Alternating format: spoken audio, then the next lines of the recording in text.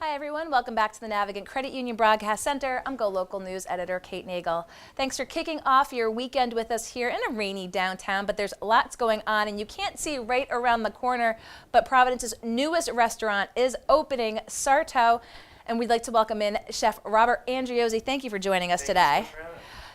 Rhode Island native, Mount Hope High School graduate, has been all over the world, New York City, back home to Rhode Island. Before we get into the nuts and bolts again of Providence's newest Italian restaurant, tell us about your culinary journey all around and then finally back to Rhode Island.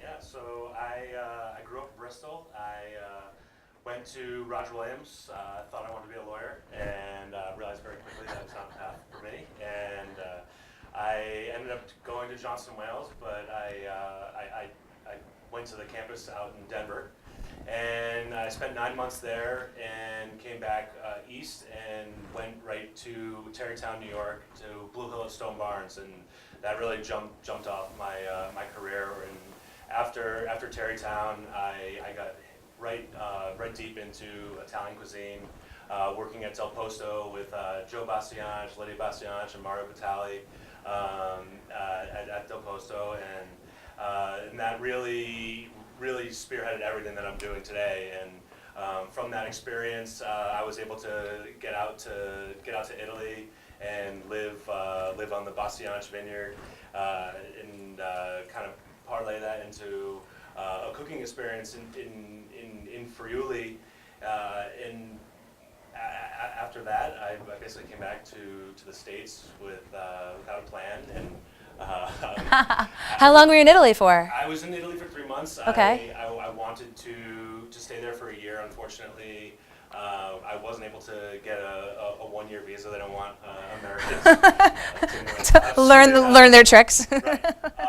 So I came back without a plan, and one of my best friends from culinary school was still in Colorado, in Boulder, working at Frasca, which is a very great established Italian restaurant that actually specializes in the cuisine from the region that I was living in. So it was a great transition for me, and that experience was probably the most important experience that I've had in my career. Okay. The restaurants that I worked in New York are behemoths. They really didn't teach great business ethics, and not ethics. I say when you're making that much money, it's hard to kind of like see what a real restaurant. Were you on the treadmill? Was a little bit? Yes. Yeah. Okay.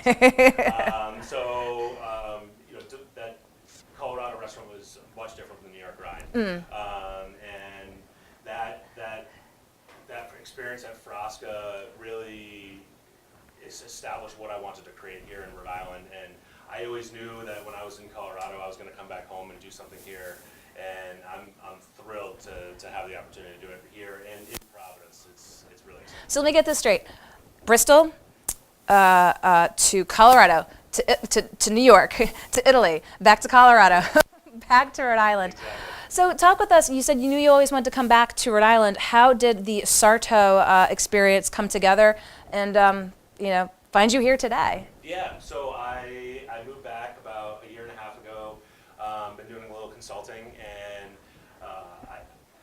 as I was consulting, I was trying to raise some money, trying to create my own project, and I was downtown a lot, and I kept on walking by that corner space, and I knew it was recently vacant, and I reached out to the owners of the building, my partners, the Jeffroys, and I was able to meet with Colin, and Colin being from New York, we just hit it off immediately, and we're able to talk about New York restaurants, the current state of the industry and where we think it's going, and it was really a match made in heaven. I couldn't be more thrilled to have him as a partner in supporting this project. And in that space, on the corner of Way Boston and Dorrance, 2 historic streets downtown Providence with great storefront, it's incredible. It's a beautiful space. The G is a beautiful building, and when you sound, having these conversations, getting Sarto underway as a chef, and I think folks, if they're looking for that new restaurant, love the food side of things.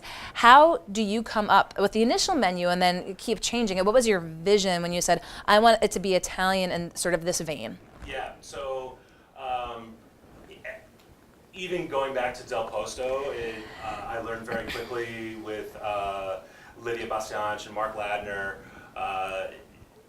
the commitment and the stories that can be told through regional Italian cuisine. There's 20 regions of Italy. Each region is so unique and so different. They all have their own intricacies and stories, and I want to celebrate that and use food and wine as my medium, and that's exactly what I was expounded on at Frasca. It was like that times 10 because you were doing it through a little tiny region called Friuli. So I knew that when I came back, I wanted to do regional Italian food seen through the lens of Rhode Island, and I keep saying Rhode Island becomes like the 21st region of Italy, and it's got to be 75% regional Italian cuisine, and kind of, yes, it means traditional dishes of bolognese and risottos, and how can we put our own Rhode Island twist on that? And for us, that really does mean celebrating as much local farmers, purveyors, distributors as possible. And that's the same aesthetic that you would see if you went to Europe. It doesn't. You would utilize what you have around you, and we want to do that. So you talk about we've discussed in the green room some of the offerings. Very pasta focused. Yes. We have 5 pastas on our menu right now. 4 of them are homemade. We make them from scratch, and we're very, very excited about that. It's a lot of work. It's a labor of love, and that is definitely the focal point of our menu. So are you back there with your sleeves rolled up and you're like elbow deep in pasta, putting it through the machine? Sure, yeah. Now, are you the type of chef? Will folks see you walking amongst the tables, coming out and saying hi? And absolutely, 100%. I mean, we have an open kitchen. It was purposely designed that way. I'm definitely a chef that wants to touch tables and wants to get out into the dining room and speak to guests and see how they're enjoying their experience. I definitely don't want to be hiding back there. I want to have a more interactive experience, and I think that's we're very excited that we were able to accomplish that. Okay, so it's, as I said, I think I coined it Providence's newest restaurant. If there's a newer one, apologies. It's just brand new around the corner here, and you've had some soft openings. So talk with folks. There's kind of a rollout of offerings, and including breakfast. Yeah, exactly. So we are fully open for dinner right now, Tuesday through Saturday. Starting at 5 o'clock. Next week we'll be offering breakfast, which is grab and go, centered around our little espresso bar. And we're working with Down East Coffee Roasters, which we're absolutely thrilled about offering their product. So that'll be more like croissants, breakfast sandwiches, and pastries, which will the following week evolve into a more still low impact but more elaborate lunch, with soups, salads, and sandwiches. But it's really geared towards the businesses downtown. We want people to be come in and get out and be able to get back to work. There are a lot of businesses offering right now that hour lunch. That's something that is very interesting to us, but I think what we want to appeal towards the folks who are working jobs downtown and need to get back to work. So that'll be offered basically 7 a.m. to 2, and then from 2 to 6, a limited menu will be available for our aperitivo and happy hour, which is something that where we couldn't be more thrilled about. We want people. We have a beautiful, beautiful bar. The bar is absolutely gorgeous. I mean, I went the previous iteration. I have the high hopes. I have not set foot in Sarto yet. Might have to after this, but that bar space is unbelievably gorgeous. It's big, and that does need to be a centerpiece of the restaurant. We want lots of prosciutto, lots of Aperol spritz and wine. Okay, I'm there. We do have a partnership with Revival Brewing, and we met with Sean Larkin, and I said to Sean, listen, I want a beer. And he said, well, what do you want? And I was like, well, I want a Peroni. I want an Italian Pilsner. So he said, well, how do you want it to taste? And I was like, I want to be able to drink 6 of them. That's what it is. So you worked with Revival for a Peroni-based beer? Yes, basically. Just for you? Yes, an Italian-style Pilsner for us.